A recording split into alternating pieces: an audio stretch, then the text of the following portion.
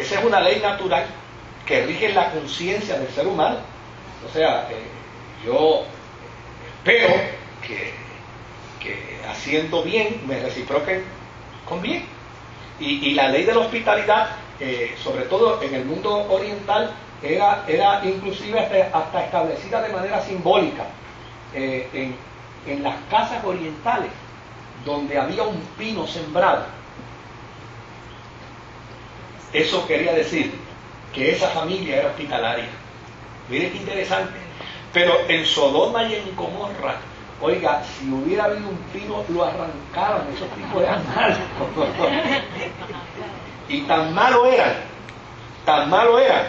que ni siquiera respetaron los emisarios de Dios. Y llegaron a la casa de Lot y le dieron: sácanos esos hombres que están ahí, que queremos tener relaciones con ellos. Y Lot, como conocía bien el sentido profundo de la ley de la hospitalidad, que es un concepto oriental, mire, es un concepto oriental extraordinario. Cuando la ley de hospitalidad se declaraba sobre alguien, eso quería decir que esa persona estaba dispuesto a dar su vida por al que había declarado su hospitalidad.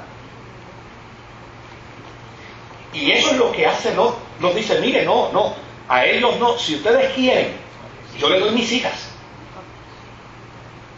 Fíjense, claro, no es que Lot tiene miedo, es que Lot declaró la hospitalidad en favor de ellos.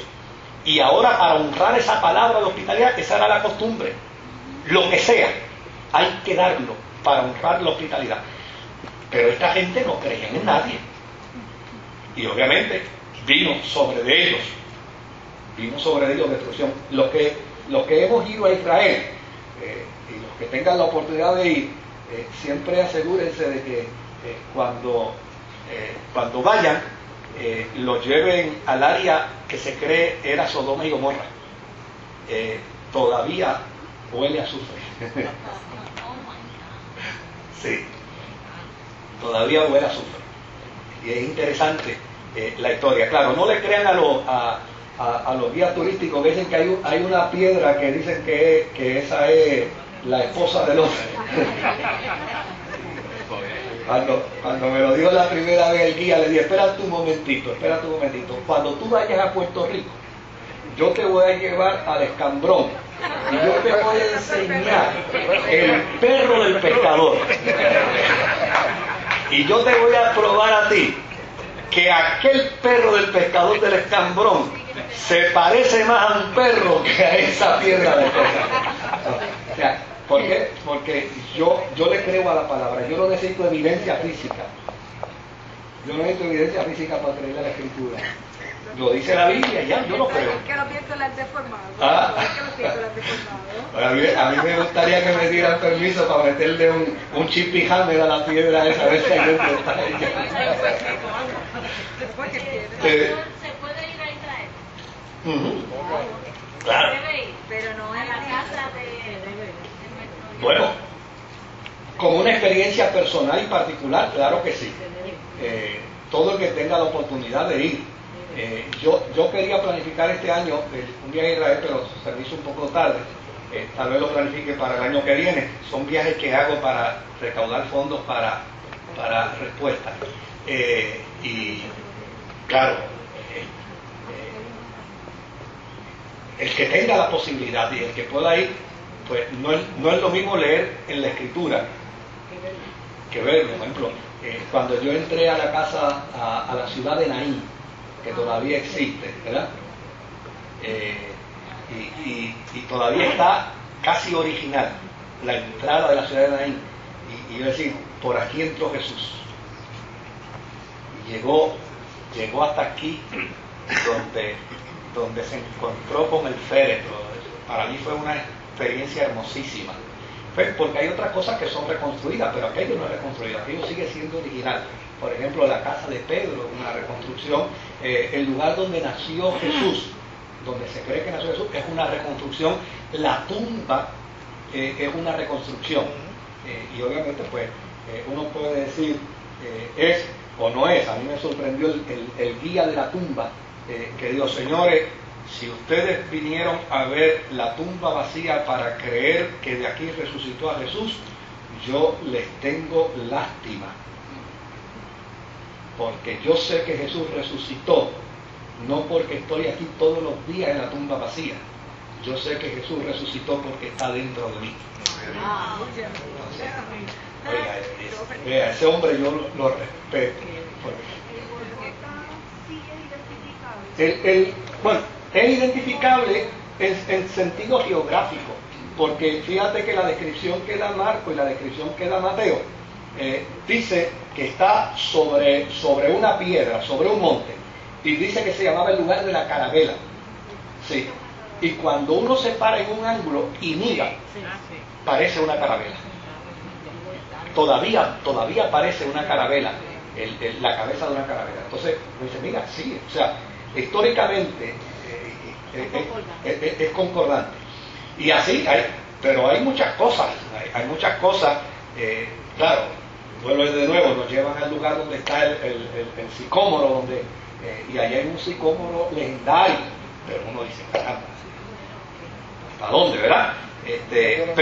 Pero son escenarios reconstruidos, Pero las ropas de Jesucristo todavía existen, ¿verdad? ¿La qué? Las ropas del manto. No queda nada.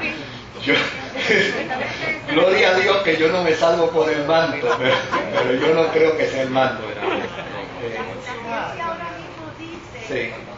que data de 300 años después de Jesús.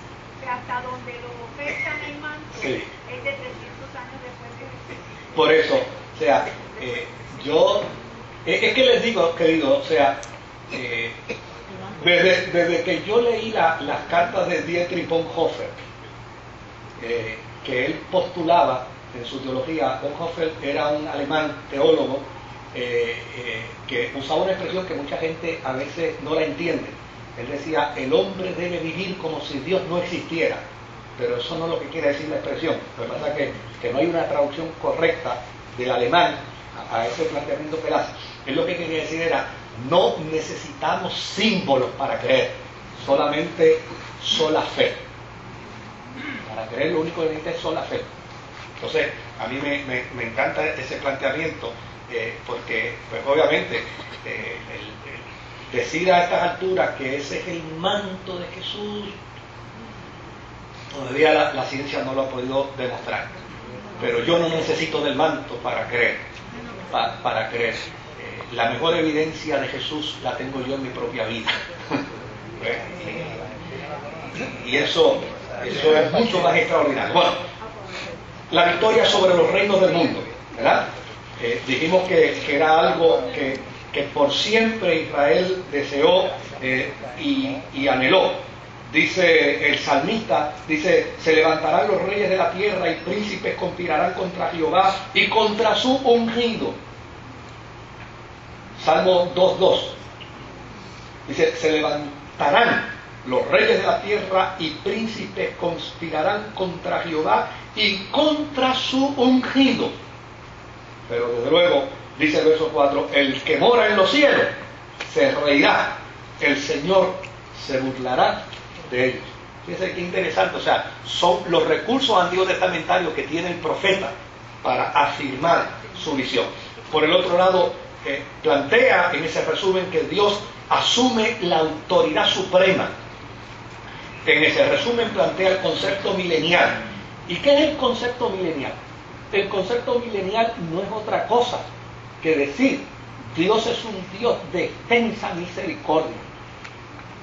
No es otra cosa que demarcar la misericordia extensa de Dios, donde le permite a esa gente en el concepto milenial estar en paz, en unidad, en comunión, 1000 años. Y es como si la concupiscencia humana no se hubiera extirpado. Tan pronto resurge el mal, el hombre inclina su corazón al mal. Qué interesante, ¿verdad? Esta complicación de nuestra naturaleza. Pablo dice, ¿cómo escaparemos? O sea, esta cosa inclinada constantemente hacia el mal. Luego viene el juicio final. Al terminar el milenio,